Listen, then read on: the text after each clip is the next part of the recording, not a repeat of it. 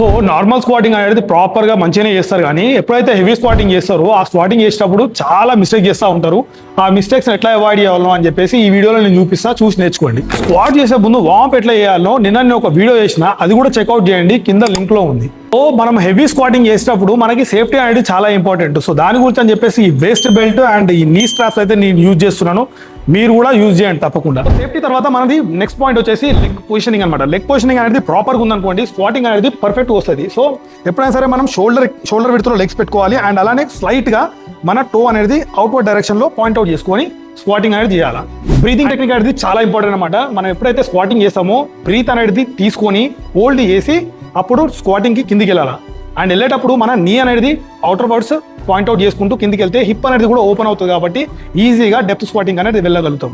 And అలానే same పైకి push చేసేటప్పుడు చాలా మంది హిప్ ని పుష్ చేస్తూ ఉంటారు అనమాట. హిప్ ని పుష్ చేయడం వల్ల ఏమవుతుందంటే మీకు లోవర్ బ్యాక్ అనేది స్ట్రెయిన్ అవుతుంది, and over a period injury అయ్యే ఛాన్సెస్ కూడా ఎక్కువ ఉంటాయి. సో దాన్ని అవాయిడ్ చేయండి.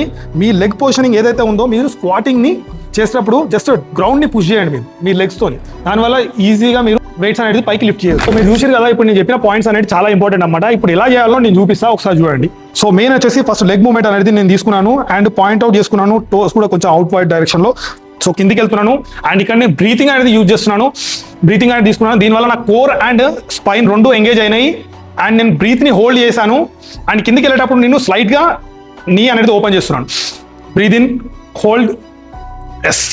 చలో ఇక్కడ నేను పుష్ చేసినప్పుడు నేను గ్రౌండ్ ని పుష్ చేస్తున్నాను ఆ లెగ్స్ తోని, బ్రీత్ అవుట్ చేస్తూ. సో మీరు చూసారు కదా, ఈ పాయింట్స్ అన్ని మీరు నెక్స్ట్ చేసే వర్కౌట్ లో యాడ్ చేయండి. అండ్ అలానే ఈ వీడియో కనుక నచ్చితే లైక్ చేయండి. ఇంకా ఎవరికైనా డౌట్స్ ఉంటే మీరు కామెంట్ చేయండి, ఏదైనా వీడియో గురించి డీటెయిల్గా ఎక్స్ప్లెయిన్ చేస్తూ మళ్ళీ ఒక వీడియో తీస్తాను. అండ్ అలానే నా పేజ్ని కూడా ఫాలో కొట్టండి.